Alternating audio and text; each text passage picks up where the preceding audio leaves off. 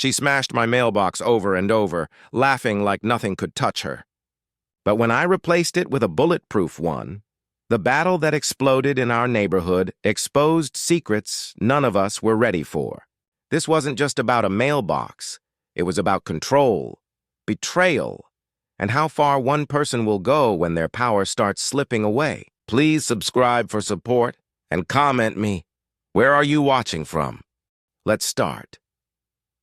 The sound of metal cracking against steel still echoes in my head. It wasn't just a dent, not just a careless bump in the night. It was destruction with intent. I stood there in the silence of my front yard, the air heavy with the kind of quiet that makes your chest tighten. My mailbox, something so ordinary, so unremarkable, lay shattered again. The splintered wood and crushed envelopes were scattered across the grass like a funeral for something I had taken for granted. To most, it was just a mailbox. To me, at that moment, it was a symbol of control, of power, and of the silent war I never asked for but could no longer ignore. My eyes lingered on it longer than I should have, as if staring could bring it back, as if gazing at the pieces might somehow force them to fit again. That was the gaze moment, where pain didn't need words. Because deep down, I already knew this wasn't an accident. The damage was too violent, too personal. It was the third time in a single month. And the pattern, the timing, the boldness, it all pointed in one direction. Karen Monroe. Everyone in Cedar Glen knew her name. She wasn't just another neighbor. She was the self-proclaimed queen of the HOA. She wielded rules like weapons, enforcing them when it suited her and ignoring them when it didn't. She was the type of person who smiled as she handed out fines, who loved the sound of authority more than the sound of laughter in her own street. And now, she had made me her target. But why? Why my mailbox of all things? I replayed her words in my head, her voice dripping with arrogance. Your mailbox is illegal, and I'll keep running it over until you fix it. Who says that out loud? Who openly admits to vandalism like it's a badge of honor? And yet she did. She looked me straight in the eye when she said it, smirk tugging at the corner of her lips, as if she knew I couldn't touch her. That night, as the streetlights flickered and the remains of my mailbox cast jagged shadows across the driveway, I felt something shift inside me. There are moments in life when you realize the ground beneath you is no longer safe, when silence feels like surrender. I realized then that this wasn't just about wood and steel. This wasn't just about mail. It was about dignity. It was about being pushed until you either broke or fought back. I bent down and picked up one of the crushed letters. The envelope was torn, its contents exposed to the world. That small piece of paper felt like more than mail. It was a symbol, a reminder of how fragile things become when someone decides they don't deserve to stand. I held it tightly, almost too tightly, and in that squeeze I felt both the weight of loss and the spark of something else. A rebirth, maybe. The kind that only comes when everything familiar is taken from you. The smell of gasoline still hung, faintly in the night air, a reminder of the SUV that had sped away hours earlier. My neighbor, Mrs. Harris, had whispered what she saw 2 weeks ago. Karen, backing her gleaming white vehicle straight into my old box, glancing around, then driving off as if nothing had happened. I wanted to believe Mrs. Harris was mistaken. But now, as I stared at the twisted wreckage, I knew she wasn't. The pieces fit too perfectly. And Karen, in her perfect blazer and perfectly rehearsed lines, wasn't just capable of this. She was proud of it. My phone buzzed inside the house, but I didn't move. I stayed where I was, eyes locked on the ruins of what once stood tall at the edge of my lawn. There was something almost poetic about it. A simple mailbox, meant to hold letters of love, bills of burden, and fragments of everyday life, now lay destroyed because one woman craved power. And I couldn't shake the thought. If she could smash this without consequence, what else could she get away with? That thought was heavier than the broken metal in my hand. Somewhere deep inside, a quiet voice stirred. A voice that had been silent. Too long, drowned by schedules, by responsibilities, by the false comfort of ignoring battles that didn't seem worth fighting. That night, the voice wasn't silent anymore. It whispered, "Enough."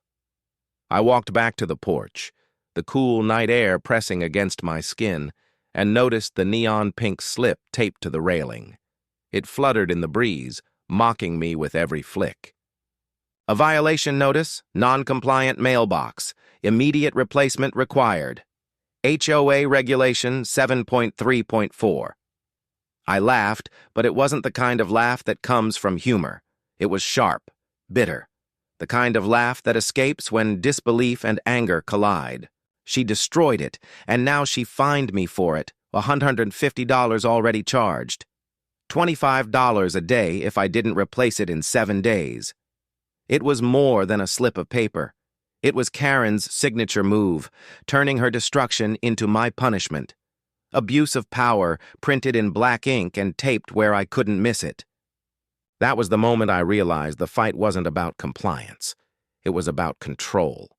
Karen wasn't just crushing a mailbox. She was testing how far she could go, how much silence she could squeeze out of me, out of all of us. But as I stood there, the slip rattling in the wind, I knew something else. Something Karen didn't. She thought she had me cornered, thought I would fold like so many others had before. But she was wrong, because what she had just shattered wasn't just a box at the curb. She had shattered my patience, my willingness to let things slide. And in its place, something stronger was taking shape. I didn't know it yet, but that broken mailbox would become the seed of something bigger. A symbol that wouldn't just belong to me, but to everyone who'd been silenced by her fines and threats. That night, as I finally turned to go inside, I promised myself one thing. This wasn't the end of the story. Not for me. Not for Karen. Tell me something. If this happened to you, if someone smashed your property over and over again, not by accident but on purpose, would you stay silent, or would you fight back? Because sometimes what looks like the smallest thing, a mailbox at the edge of a lawn, can end up changing everything. And this mailbox? It was only the beginning. The pink violation slip still fluttered in my hand as I stepped inside, the paper trembling more from my anger than the evening breeze. I dropped it on the kitchen counter like a poison I didn't want near me. My house was quiet, too quiet. The kind of silence that makes every thought echo louder than it should. I reached for a beer in the fridge, cracked it open, and sat at the dining table with the HOA covenant binder I hadn't touched since moving in. 123 pages of fine print misery. Normally, I'd avoid it like the plague, but now it felt personal, like my enemy had written every word. The smell of paper, faintly musty, filled the air as I flipped through the pages. Regulation 7.3.4 stared back at me, the very rule Karen claimed justified her crusade. Oversized, non-compliant, brass accents required. They sounded like trivial details, the kind of nonsense people only argue about when they're desperate for control. But buried deeper, in Section 14.2, I found something Karen hadn't counted on. All violation notices must be delivered in writing physically, and homeowners shall be allowed 14 days to cure before enforcement. I hadn't received any written notice before my mailbox was destroyed, not once. That alone meant she was breaking her own rules. But here's the thing. Karen wasn't stupid. She knew the rules inside out. That meant she wasn't enforcing them for the neighborhood's good. She was twisting them to her advantage. And that realization made my blood run hotter than before. I thought back to the first time my mailbox had been flattened. I had chalked it up to bad luck, maybe a careless driver clipping it late at night. The second time, I wondered if a delivery truck had misjudged the curb. But the third time, that was different. The damage wasn't an accident. It was violent, deliberate. Splintered wood, twisted metal, mail torn and tossed across the yard like confetti after a parade. And now, after Mrs. Harris's whisper, I could see the truth that had been staring me in the face. Karen had been behind it all along. Still, it was hard to wrap my head around. Why would someone with so much supposed authority stoop to something so petty? Why destroy a neighbor's mailbox not once but 3 times? Then I remembered last year's battle over garden lights. I had pushed back when Karen tried to ban solar lanterns on porches, claiming they disrupted the uniform aesthetic. The board had caved after I presented evidence that the rule wasn't enforceable. Karen had hated losing. And in her mind, I wasn't just a homeowner. I was a problem. As if on cue, my phone buzzed on the counter. Caller ID lit up. Karen Monroe. I let it ring twice before picking up, reminding myself she wasn't in charge of me. "Dr. Hale," she said, her voice syrupy sweet but sharp beneath the surface. "I assume you received the notice." "Oh, I got it," I said coldly. "Along with the remains of my mailbox you conveniently forgot to mention." There was no hesitation in her reply. "Your mailbox was non-compliant. Oversized, painted black, and without brass accents. It posed a risk to the uniformity of the neighborhood. Removal was necessary." I felt my grip on the phone tighten. "Removal?" I snapped. "You mean ramming into it with your SUV 3 times? Because Mrs. Harris saw you, and I'm guessing the dent in your bumper matches the wreckage in my yard." She laughed. Actually laughed, like the whole thing was a joke. "Oh, Dr. Hale, I can't be held responsible for where I drive. If your mailbox had been compliant, maybe it wouldn't have been in the way." Her words were gasoline on fire. "That's not how this works. Once installed for USPS delivery, a mailbox is federal property. Destroying it is a federal offense. Do you understand that?" There was a pause, and then she shifted into that sing-songy tone she always used when she wanted to remind people she held the power. "Rules are rules, doctor. You signed the covenant when you bought your home. If you don't like it, maybe Cedar Glen isn't the right neighborhood for you." And then she hung up. For a long moment, I stared at the phone. My jaw locked so tight it ached. That was when I heard footsteps on the gravel outside. Frank Dalton, my neighbor across the street, stood with his hands on his hips, taking in the wreckage of my lawn. "Karen?" he asked simply. "Karen," I confirmed. Frank spat into the grass and shook his head. "Figures. She's been gunning for you since those garden lights. She doesn't like anyone who pushes back." "She picked the wrong guy this time," I said, kicking a piece of twisted metal. Frank's grin widened. "Good. About time someone gave her hell." His words hit me harder than he probably realized. Because he was right. Karen had built her power on silence, on neighbors muttering under their breath but never daring to stand up. That night, instead of collapsing on the couch or distracting myself with work, I sat down with a yellow legal pad, the HOA binder, and a laptop. If Karen wanted to fight me with rules, I'd drown her in them.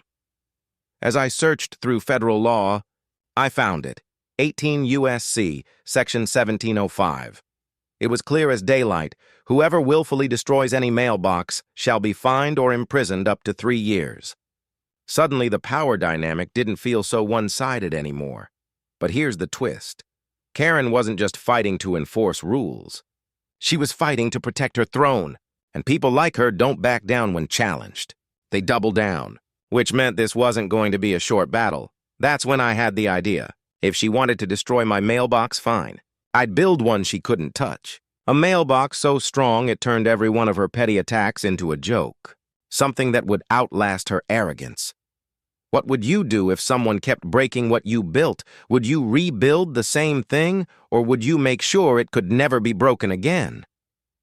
That night, I sketched designs on my notepad, drew lines thicker and stronger than wood or flimsy aluminum, and priced out steel reinforcements online. My heart pounded with a strange mix of rage and excitement. It wasn't just about mail anymore. It was about reclaiming my ground. But before I could build, I had to gather proof. Proof that Karen wasn't just enforcing rules, but abusing them. I needed witnesses, documentation, and allies. And to my surprise, they weren't hard to find. Mrs. Harris welcomed me onto her porch the next morning with a thermos in hand. "I saw her, Marcus," she said firmly. Backed in slow, looked around like she was checking for witnesses, and then hit it. Not careless, deliberate. She even showed me a shaky video she'd taken of Karen inspecting another neighbor's mailbox. It wasn't crystal clear, but it was enough to paint a pattern. That afternoon, I went door to door. People who had once whispered complaints suddenly opened up when I asked the right questions. A kid 2 houses down had GoPro footage of Karen's SUV idling near my property. Mr. Ruiz admitted he'd seen her back into the mailbox himself. and others began sharing their own stories. Garden fines, holiday decorations removed, basketball hoops banned. It wasn't just me. It was everyone. By the end of the day, I had a folder of testimonies and clips. Not perfect evidence, but enough to build a case. Enough to show that Karen's rulebook wasn't about protecting the neighborhood. It was about punishing it. Sometimes, the real story isn't what one person does to you. It's what they've been doing to everyone. Quietly. For years. The more I uncovered, the clearer it became. Karen thrived on intimidation. She didn't need to be right, she just needed people to be afraid of challenging her. But the moment someone stood up publicly, her empire would start to crack. So, I decided to be that someone. The plan was simple. Build a mailbox fortress that met every single HOA requirement on paper, while also being indestructible. And at the same time, assemble enough evidence to call her out in front of the board and the whole neighborhood. Frank offered his porch as a lookout station. "If we need to catch her in the act, I'll be watching," he said, lifting his binoculars with a grin. Soon, Mrs. Harris, Mr. Ruiz, and even a few reluctant neighbors joined in. We became an unlikely team, bound by the same frustration. The operation wasn't just about steel and concrete. It was about something deeper. People who had been quiet for years were finally speaking up. I could feel the shift like a tide turning. But Karen must have sensed it too. Because just when I thought I was getting ahead, another notice arrived. This one was harsher, colder. Failure to comply may result in escalated enforcement. Escalated enforcement. The word sent a chill down my spine. What did that mean? More fines? More vandalism? Or something worse? I didn't know yet. But one thing was certain, Karen wasn't done. She was only just beginning, and the question is, when someone who thrives on control feels that control slipping away, how far will they go to take it back? The letter sat on my kitchen table like a loaded weapon. Escalated enforcement. Just 2 words, but they weighed more than the entire HOA covenant binder stacked beside it. I stared at the paper, reading it again and again, my hand frozen around a pen I hadn't touched in minutes. The pink slip from before had been laughable, almost petty. But this was different. This was a promise. A threat disguised as procedure. Karen wasn't satisfied with smashing mailboxes anymore. She was escalating. That night, I couldn't sleep. Every creak of the house, every car passing by outside made me wonder if another accident was coming. I replayed her laugh in my head, that mocking sound when I accused her of ramming into my property. My jaw clenched until it hurt, and I caught myself gripping the edge of the mattress as if I needed to hold on to keep from sliding into something darker. The truth was, doubt was starting to creep in. Not about Karen's guilt, I knew she was behind it, but about myself. Was I letting this battle consume me too much? Was I turning into the same kind of person I despised, obsessing over control and rules, building fortresses just to prove a point? My job at the hospital demanded focus, compassion, patience. Yet lately all I thought about was Karen and her SUV. Was she winning by pulling me into her world of petty wars? The conflict gnawed at me. I wasn't raised to fight over mailboxes. My father used to tell me, "Marcus, sometimes walking away is the strongest thing you can do." But what if walking away now meant letting her win? Letting her destroy more than wood and steel, letting her destroy dignity, fairness, the idea that neighbors could live without fear? That thought made my chest tighten. Because this wasn't just about me anymore. It was about the people who whispered their stories, about Mrs. Harris's shaky video, about Frank keeping watch with binoculars like a soldier on a front line. If I gave up, I wasn't just abandoning myself, I was abandoning them. Still, a question haunted me. At what cost am I willing to fight? What would you risk to stop someone from controlling your life, your money, your peace, or even the way your neighbors see you? The next morning, Frank dropped by with a cooler in one hand and a stubborn grin on his face. "You look like hell," he said bluntly, setting the cooler on my porch. "Karen getting under your skin?" "She's not just under my skin," I admitted. "She's in my head. I keep asking myself if this is worth it." Frank sat down on the steps, popping the lid and fishing out a cold bottle. "Of course it's worth it." "You think I like spending my retirement spying on that witch from my porch?" "No." But someone's got to stand up, and it looks like you're the guy.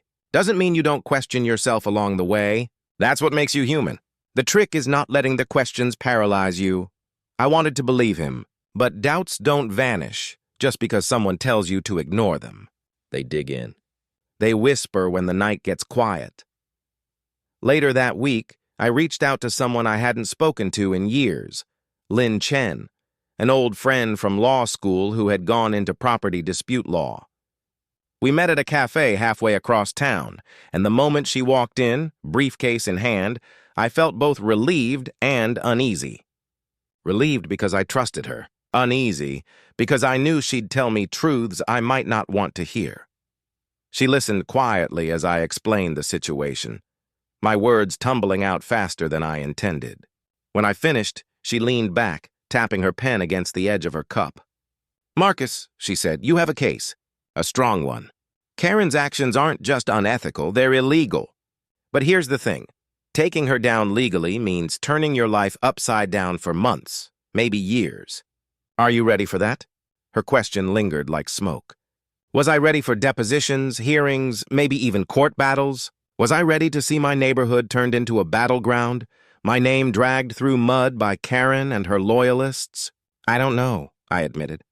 But I know I can't let her keep doing this. "That's the line you have to walk," Lynn said. "Justice isn't clean. Sometimes fighting back means you get dirty too." Her words hit me harder than I expected. Justice wasn't clean. It was messy, painful, and often lonely. Was I willing to wade into that mess, knowing it might cost me friendships, time, maybe even my peace of mind? That night, I sat at my dining table again, legal pad open, but instead of sketching steel posts, I scribbled questions. How far am I willing to go? What am I protecting? My pride or something bigger? And the hardest one, what if fighting her makes me become like her? Have you ever wondered if standing up for yourself might slowly turn you into the very thing you're fighting against? The next day, I got my answer in the most unexpected way. Karen didn't show up this time. Her husband did. I spotted him across the street in the early evening, trimming the hedges as usual. Normally, he avoided eye contact, moving like a shadow behind Karen's blazing presence. But this time, he walked toward me, hands jammed in his pockets, shoulders hunched. He looked smaller without her standing beside him. "Dr. Hale," he started quietly. "Can we talk?" I nodded, though every instinct told me to brace myself. He glanced around, making sure Karen wasn't near, then sighed. "I don't agree with what she's doing. I never have. But she won't listen to me. She says it's about order, about protecting the neighborhood. But really, it's about control. She's scared of losing it, scared of people realizing they don't need her." Hearing him say it out loud felt strange, like watching a crack form in a stone wall. Part of me wanted to sympathize. Another part wanted to snap back. "Then why don't you stop her?" He must have seen the conflict in my face because he added quickly, "I know I should do more, but you don't understand what it's like living with her. She doesn't just run the HOA, she runs me." His voice broke on the last word. For a second, I didn't know what to say. Here was the man who shared her house, her life, confessing what the rest of us suspected. Karen's tyranny wasn't limited to the neighborhood. It extended into her own home, and that realization brought a rush of emotions I wasn't prepared for. Anger, yes, but also pity. "You don't have to be her shadow," I said finally. "You don't have to help her destroy people." He looked at me with tired eyes, eyes that carried years of silence. "You think it's that easy? She doesn't forgive. She doesn't forget. And if she feels betrayed?" He shook his head. "You don't want to know what that's like." Then he turned and walked back across the street, leaving me with more questions than answers. That night, lying awake again, I realized something. Karen wasn't just a bully. She was a person fueled by fear, fear of losing control, fear of becoming irrelevant. And her husband was proof of what happened to anyone who stood too close. Sometimes, the scariest enemy isn't the one who screams at you, it's the one who quietly convinces everyone else they can't survive without them. The next morning, the war escalated. At 9:07 a.m., Karen's SUV rolled down the street, slow and deliberate, like a predator circling prey. But this time, she didn't just measure or take notes. She stepped out with her husband at her side, and behind them came two men in neon vests from the HOA maintenance crew. One carried a clipboard. The other carried a wrench the size of my forearm. I was already outside, pretending to check my tomato plants, heart pounding as they stopped in front of my new mailbox. "Dr. Hale?" Karen said with a smile that didn't reach her eyes. "Your mailbox appears unusual." "It's forest green with brass numbers," I replied evenly. "Exactly as required." Her husband shifted uneasily, clutching the wrench like it burned his hands. The maintenance men exchanged glances, clearly uncomfortable. Karen, unfazed, sniffed. "It's not the approved model. Regulations specify uniformity." I pulled the covenant from my pocket, pages highlighted. "Regulations specify color and style, not brand, not model. And mine matches perfectly." For a second, her mask slipped. Her face tightened, eyes narrowing. She looked at her husband, then at the crew. "Remove it," she ordered. The man with the wrench hesitated, shifting his weight. "Ma'am, it looks compliant. Remove it!" she snapped louder. "That was my breaking point." My voice cut through the heavy air. "Touch it, and you're committing a federal crime. Interfering with a mailbox is punishable by fines and up to 3 years in prison. And just so you know, everything happening right now is being recorded." I gestured to the oak tree where my hidden camera's red light blinked like an unblinking eye. Karen froze. Her husband's grip loosened and the wrench fell to the grass with a dull thud. The maintenance men stepped back, muttering to each other. From across the street, Frank lifted his phone, recording the entire scene. Mrs. Harris raised her iPad, and the Ruiz kids whispered excitedly as their dog barked like a warning bell. The whole neighborhood was watching now. Karen's face went pale, then red, then pale again. "This is harassment!" she spat, turning on her heel. "No!" I called after her, loud enough for everyone to hear. "This is accountability." Her SUV roared to life, tires squealing as she tore down the street. Her husband scrambled after her, leaving the wrench abandoned on my lawn. I picked it up, the weight of it heavy in my hands. It wasn't just a tool. It was a symbol. A reminder of how far she was willing to go, how close she had come to crossing a line no one could ignore. And as I held it, I realized the battle had just reached a new level. She had failed to destroy my mailbox. But next time she might aim for something far more dangerous. The wrench stayed on my porch for days, a silent witness to what had almost happened. Every time I passed by it, the weight of the moment returned.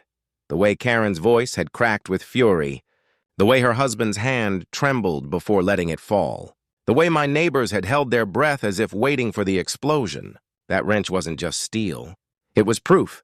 Proof of how far she was willing to go, and how close I had come to losing more than just a mailbox. But proof doesn't erase fear. At night, I still jolted awake at every sound outside. I'd find myself staring through the blinds, half expecting her SUV to crawl past again, headlights sweeping across the curb. It was exhausting, living in that state of readiness. The camera hidden in the oak tree gave me some comfort. But it also served as a reminder. Every blink of its little red light said, "You're being watched because you're not safe." The next HOA meeting was looming. Normally, those meetings drew a handful of retirees and the occasional homeowner who wanted to argue about landscaping fees. But this time would be different. Word had spread. People weren't whispering anymore. They were waiting. For me, for her, for whatever came next. That knowledge carried both weight and pressure. I wasn't just fighting for myself anymore. I had neighbors counting on me, people who had finally started sharing their own Karen stories after years of silence. If I faltered, if I backed down, their courage might collapse with mine. But if I pushed too hard, if I made one wrong move, Karen would use it to destroy me. What do you do when every step forward feels like it might save you or ruin you forever? I spent the night before the meeting at Frank's place. His living room smelled faintly of cigars and old leather, and the walls were lined with photos of his Marine days. He leaned back in his chair, sipping iced tea while I paced the floor with the covenant binder in my hand. "She's going to twist everything," I muttered. "She'll say I'm the aggressor, that I'm intimidating her. She'll lie, and the board will nod along." Frank chuckled, shaking his head. "Then don't give her room to twist it. Keep it simple. Show the facts. Show the witnesses. People already know what she's like, Marcus. They're just waiting for someone to say it out loud. Yeah, but what if it's not enough? Frank's grin faded. He leaned forward, resting his elbows on his knees. Then at least you'll know you didn't stay quiet. At least you'll know you fought. That night I didn't sleep much. I sat at my table with the covenant, my folder of evidence, and the wrench. The documents laid out the facts. The wrench laid out the reality. I touched the cold metal, the memory flooding back, and I understood something. Tomorrow wasn't about mailboxes. It was about power, about fear, about whether one woman's intimidation could still silence an entire neighborhood. The meeting day arrived. The beige stucco community center smelled of burnt coffee and mildew. Normally, the folding chairs were half empty, but tonight they were packed wall to wall. People stood along the sides, buzzing with nervous anticipation. Some clutched papers, others clutched phones ready to record. Karen sat at the head table, her blazer sharper than ever, her smile stretched thin but practiced. Her husband sat 2 seats away, silent as always, avoiding my eyes. The board members flanked her like uneasy soldiers, their faces tight with discomfort. When the open forum portion began, Karen wasted no time. She slammed the gavel harder than necessary, her voice ringing sharp. We are here to address repeated violations of community standards, specifically concerning the mailbox at 214 Cedar Glen Drive. Gasps rippled through the room. She was framing me as the violator. My fists clenched under the table. I stood, folder in hand, and walked slowly to the microphone. The air felt heavy, thick with silence. My heart pounded, but my voice was steady. What Karen Monroe calls a violation, I began, is actually destruction. 3 times my mailbox was smashed. 3 times I was left to clean up the wreckage. And then on top of that, I received violation notices, fines, and threats. Not for breaking rules.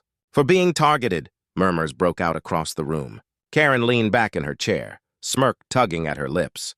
We issued notices properly. If you failed to comply, I cut her off, holding up the covenant. Section 14.2.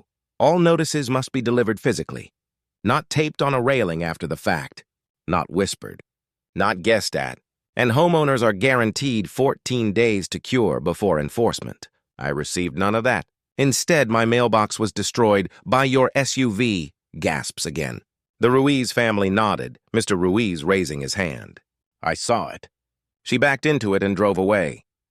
Karen's smirk flickered, but she pressed on. Witness testimony can be unreliable. People exaggerate. This is about uniformity, not personal attacks. Then explain this. I pulled a photo from the folder, holding it high. Your SUV, license plate visible, parked in front of my house the same day my mailbox was hit. Explain the dent in your bumper. Explain Mrs. Harris's video.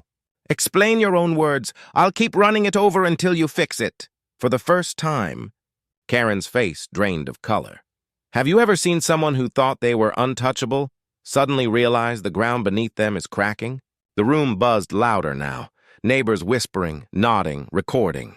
Karen's husband shifted in his seat, eyes darting, lips pressed thin. One board member, Bill Ortega, leaned toward Karen and whispered something urgently. She shook her head sharply, jaw set like stone. She banged the gavel again, her voice rising. Order, this is harassment.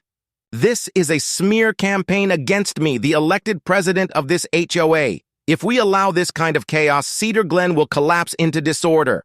But her words didn't land the way they once did. Instead of nods of agreement, there were raised eyebrows, mutters, even laughter. Someone from the back called out, "What about my shutters? You fined me for being too cheerful."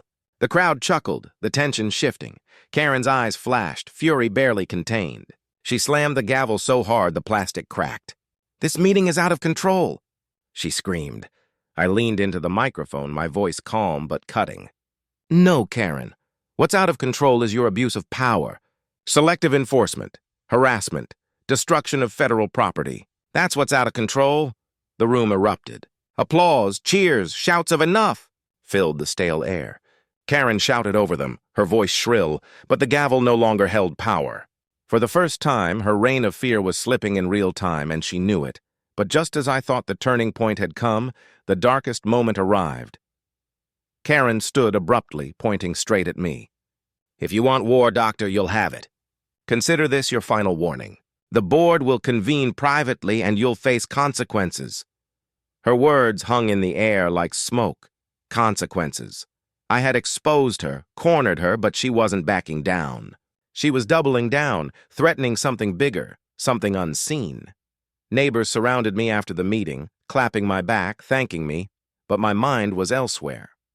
Karen had lost control in public, yes, but what would she do in private? She had already tried with a car. She had already tried with a wrench. What was next? That night, back at home, I sat by the window staring at my fortress of a mailbox gleaming in the streetlight. It looked strong, untouchable, but my chest still felt heavy, as if the battle was only shifting into something more dangerous. Because here's the truth. Karen wasn't just fighting for a rule. She was fighting for survival. And people fighting for survival don't stop. They escalate. And the question now is, when someone's power is slipping away, what line will they cross to get it back? The night after the HOA meeting felt like a storm had passed, but instead of calm skies, the air was thicker than ever. I sat by the window again, staring at that bulletproof mailbox standing firm at the curb. The neighbors' cheers still echoed faintly in my head, but so did Karen's final words. "If you want war, doctor, you'll have it." That wasn't a bluff. I knew it, and my gut churned with the weight of what might come next. For the first time, though, I wasn't completely alone. Neighbors had clapped my back, whispered their thanks, promised their support. For years, Karen had kept them scattered and afraid. Now maybe they were finally coming together. And yet, even as I felt that flicker of hope, unease crept in. Because when people get cornered, they lash out, and Karen was cornered like never before. 2 days later, a letter arrived. Not taped to the railing, not shoved into the mailbox, but hand-delivered in an official envelope with the HOA seal. The words were clean, formal, and cold. A special board session has been scheduled to determine disciplinary action against homeowner Dr. Marcus Hale for conduct unbecoming and harassment of HOA officials. It was almost laughable. Harassment? After everything she had done? But beneath the absurdity was something dangerous. Karen was moving fast, twisting the narrative, painting herself as the victim. And if the board chose to back her, all the evidence in the world might not save me. That night, Frank stopped by, pacing my living room with that restless energy he carried when he smelled a fight. "She's not done," he muttered. "She's regrouping. You think she's rattled?" "Nah, Marcus, she's plotting." I nodded, staring down at the letter. "I can handle her lies. What I'm worried about is who believes them."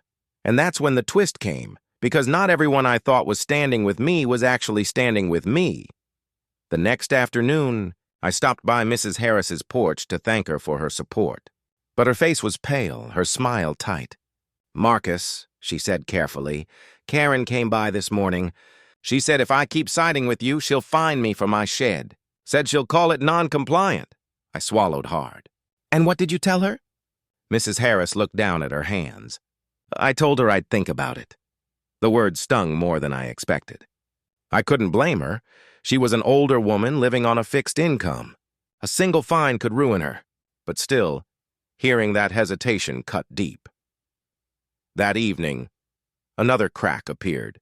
Mr. Ruiz, who had been ready to testify about seeing Karen hit my mailbox, avoided my eyes when I waved.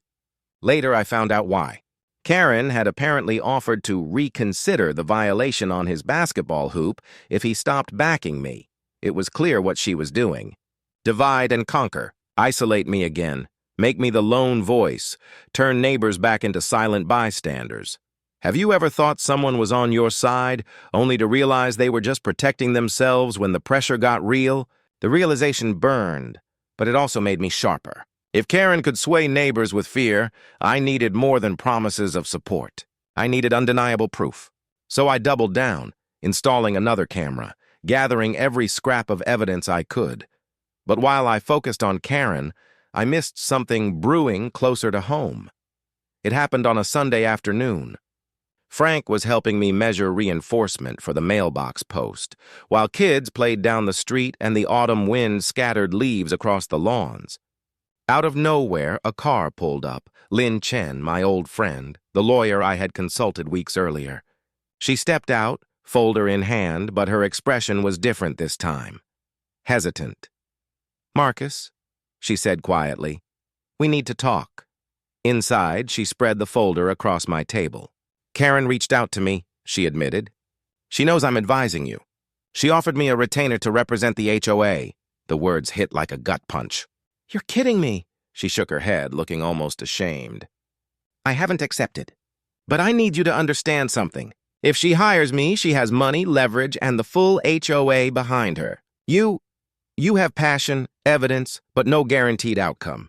If this goes legal, it'll drain you." I stood there in silence, the betrayal hanging heavy in the room. I had trusted Lynn, poured my side of the story out to her. Now Karen was trying to buy her. "I thought you wanted justice," I finally said. "I do," Lynn replied, her voice steady but her eyes tired. "But justice isn't always the side with the truth. Sometimes it's the side with the resources." And just like that, the ground shifted again. Isn't it terrifying when you realize the person you trusted to fight with you might be tempted to fight against you instead? After she left, Frank slammed his fist against the table. "She's trying to strip you of every ally, Marcus. First the neighbors, now your lawyer. She won't stop until you're standing alone." He wasn't wrong. The pressure was building, and I felt it in my bones. My chest ached with the weight of it. My nights grew longer and my doubts louder. Was I dragging everyone else into something they didn't have the strength to fight? Was I selfish for pushing back when others just wanted peace, even if that peace came with chains? Days passed and the board's special session drew closer. Flyers went up around the neighborhood, neutral-looking notices, but everyone knew what they meant. Judgment Day, then another twist. The night before the session, Karen's husband came knocking on my door. I hesitated before opening, half expecting him to have Karen standing in the shadows. But he was alone, his eyes bloodshot, his hands trembling. "Marcus," he whispered, "you need to be careful. You don't know how far she'll go." I let him in, poured him a glass of water, and waited. He stared at the floor as he spoke. "She's planning something for tomorrow, something that will make you look like the villain. She has pictures, doctored ones, of you yelling at her, threatening her. She's going to use them in front of the board." The room seemed to tilt. "You're telling me she's fabricating evidence?" He nodded miserably. "She said she'll ruin you, that nobody will ever believe you again." I wanted to believe he was on my side, but part of me wondered, was this a warning or another setup? Was he truly trying to help me, or was he feeding me just enough fear to make me stumble? Either way, the truth was clear. Tomorrow wasn't going to be about mailboxes or fines. It was going to be about survival. I sat at my table long after he left, staring at the wrench, the covenant, and the folder of evidence. I thought about Mrs. Harris, too scared to stand firm. About Mr. Ruiz, silenced with promises. About Lynn, tempted by money. About Karen's husband, trapped in his own house of fear. And then I thought about myself. This was the breaking point. Either I stepped into that session ready to fight harder than ever, or I let Karen rewrite the story and bury me under lies. There was no middle ground left. As the clock ticked past midnight, I felt the weight of the decision press down on me. Was I willing to risk my reputation, my standing, maybe even my future in this neighborhood to stop her? Or would I back away, let her keep her crown, and live with the knowledge that silence had its own price? By morning, my choice was made. I walked into the community center with the folder under one arm and the wrench under the other, not as a weapon, but as a symbol. The chairs were full, the air tense, every eye on me as Karen strutted to the front, her smile sharp, her gavel ready. This was it. No more whispers, no more waiting. The fight had come to its peak, and one way or another, something irreversible was about to happen. Because sometimes the darkest moment isn't when you lose everything. It's when you realize the person you're fighting is willing to destroy themselves, just to destroy you. The night after the board session was restless. Sleep wouldn't come.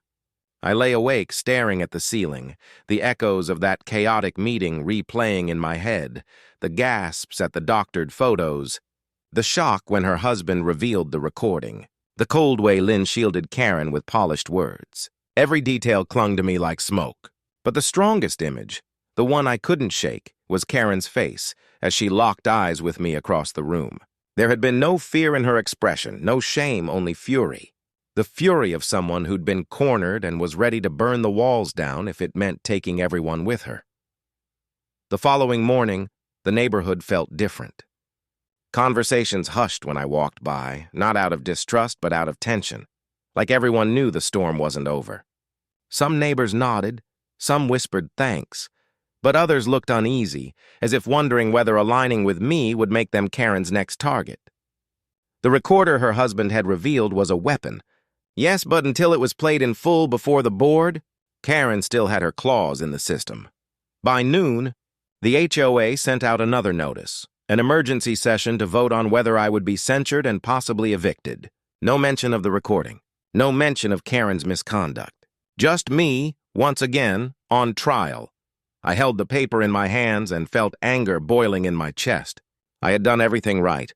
I had proof, witnesses, even Karen's husband risking his own skin.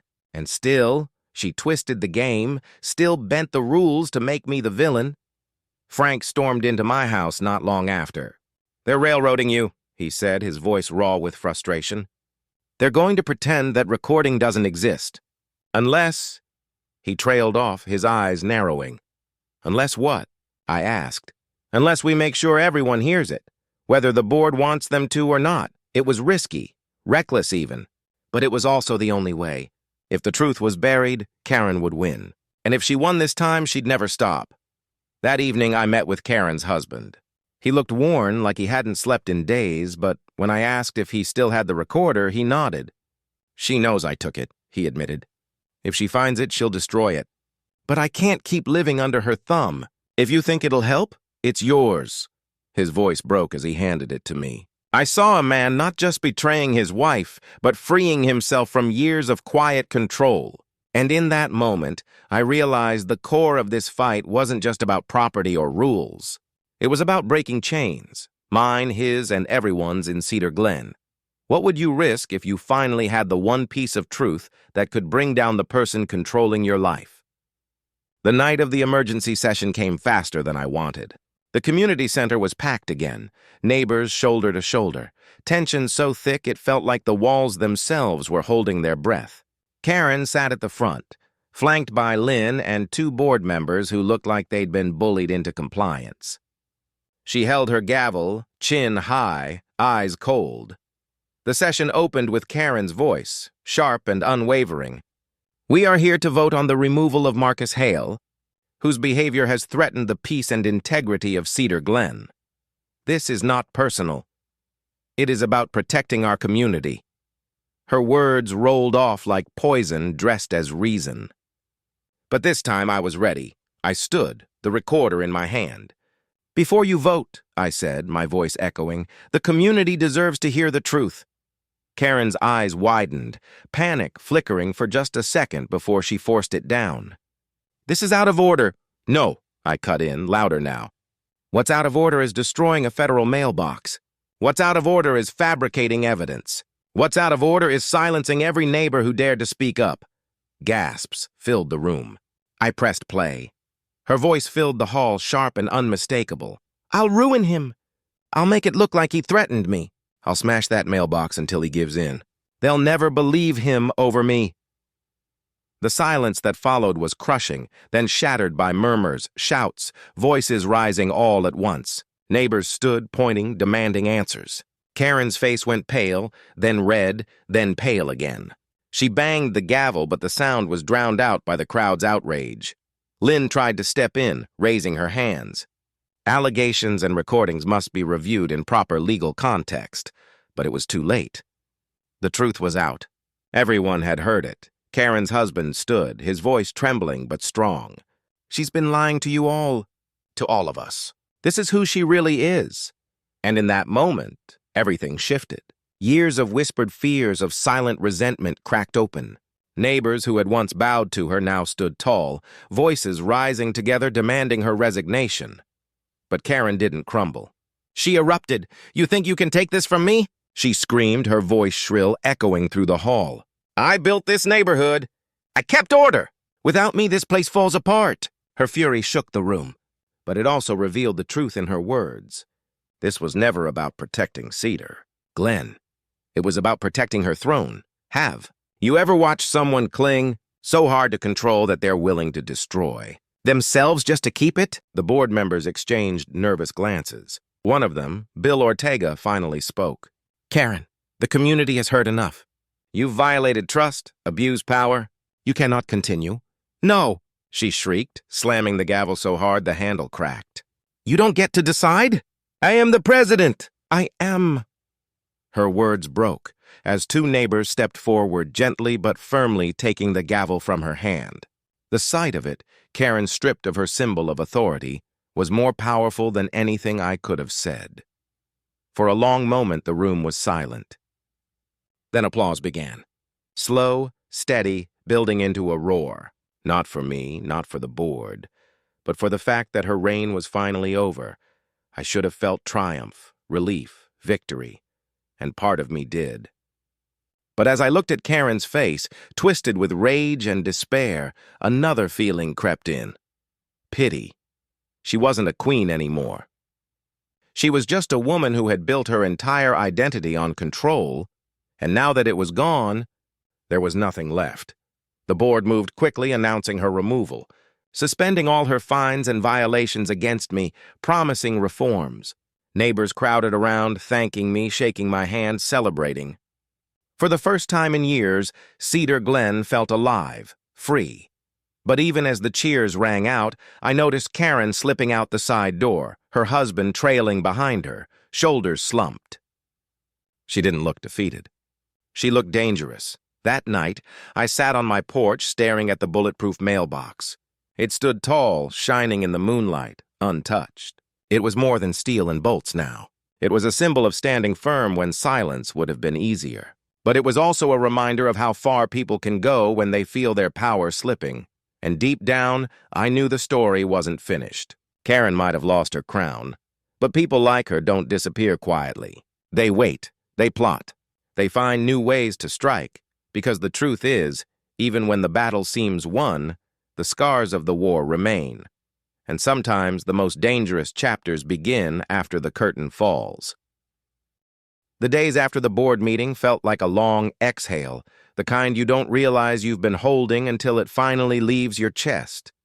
Cedar Glen was quieter, not silent. The laughter of children playing basketball drifted down the street again, and the sound of wind chimes that Karen once banned rang freely, but calmer. For years, the air here had been heavy, thick with fear of fines, of letters, of confrontation. Now it felt lighter, though fragile, as if everyone was still testing the edges of this new freedom. Neighbors stopped by more often. Frank brought over his cooler and sat on my porch, shaking his head with a smile that held more relief than joy. Mrs. Harris hugged me tightly, whispering that she hadn't slept that well in years. Even the Ruiz kids came by, tossing their ball into my yard and laughing when it rolled near my Bulletproof mailbox. For the first time since moving here, I felt the neighborhood acting like a community again, not a kingdom under one person's rule. But victories have costs. Karen's husband moved out within a week. I saw him one morning, loading boxes into the back of an old pickup, his shoulders hunched, his eyes tired. He didn't wave, didn't speak, but he looked at me once with something that felt like both apology and gratitude. I never saw him again. Karen's house grew darker after that. Curtains drawn, car absent, lawn slowly fading into neglect. Nobody knew where she went, and most were too relieved to ask. But sometimes at night, when the street was still, I'd catch myself glancing at her driveway, half expecting headlights to sweep across it again. The board changed too. Ortega stepped down, admitting he'd looked the other way too often. 2 new members were elected, people who had once been too afraid to even attend meetings. Now they sat at the front of the room, speaking with voices that trembled but grew stronger each week. It wasn't perfect. HOAs rarely are, but it was different. There was transparency, accountability, and most of all, the knowledge that one person could no longer twist the rules for their own power. As for me, the cost came in quieter ways. The constant adrenaline that had fueled me for weeks left behind exhaustion that settled deep in my bones. Work had piled up. Friends outside the neighborhood had stopped calling, tired of hearing the same stories of battles and boardrooms. And though the fight was over, I found myself walking to the window at night, still checking the street like a soldier waiting for another attack. The war had ended, but its echoes lingered. And yet, there was peace in the smallest things. Sitting on my porch with coffee, watching the morning sun catch the brass numbers on my mailbox, hearing neighbors greet each other without glancing over their shoulders first, seeing children ride their bikes in circles without fear that a letter about disorderly conduct would land in their parents' hands. These were small victories, but together they built something stronger than any rulebook ever could. Sometimes I think about Karen, not with anger anymore, but with a strange sadness. She built her identity on control, and when it slipped, she had nothing left to hold. I wonder if she ever stares at her reflection and asks herself if it was worth it.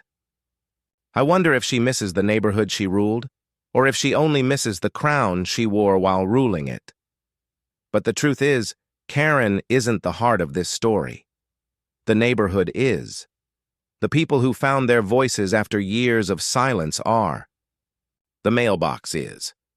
That battered, broken, then rebuilt mailbox, now standing tall, unyielding, is more than a piece of steel. It's proof that when you're pushed enough, when you're tested enough, you can find strength you didn't know you had. It's funny in a way. Something as ordinary as a mailbox became the center of a war. But maybe that's how it always is. Change doesn't come in grand gestures. It comes in the everyday objects we take for granted, the ones that remind us of what's worth fighting for when someone tries to take it away. And maybe that's why I still touch the mailbox sometimes when I walk past it, as if grounding myself to everything that's happened. To the battles, the betrayals, the moments I almost broke, and the neighbors who stood with me when it mattered most. The cost was real. Friendships strained, nights lost to worry, trust fractured in ways that may never fully heal. But what stayed, the resilience, the truth, the proof that silence isn't the only option, that's worth carrying forward. Cedar Glen isn't perfect now. There are still disagreements, still rules, still flaws. But there's also laughter where there used to be whispers. And that's enough. For now, it's enough. The last image I want to leave you with is this. A quiet street, leaves drifting across the pavement, and a single mailbox standing tall at the edge of a yard. Not just a box for letters, but a monument to survival, to defiance, to the idea that even the smallest things can hold the heaviest truths. Because in the end, the story of Karen and the smashed mailbox wasn't just about rules or property lines. It was about dignity, about community, about refusing to let fear decide how you live, and maybe that's the lesson worth remembering long after the dents and cracks fade. Sometimes the battles we don't choose end up teaching us who we really are. If this story spoke to you, if you've ever had your own battles with unfair neighbors or HOA drama, I want to hear about it. Share your thoughts in the comments. Let's talk about the truths we've all faced. And if you want more real stories, like this one, make sure you subscribe, share this video, and join me here on HOA Truth Tales. Because these aren't just stories, they're reminders that no matter how small the fight seems, standing up can change everything.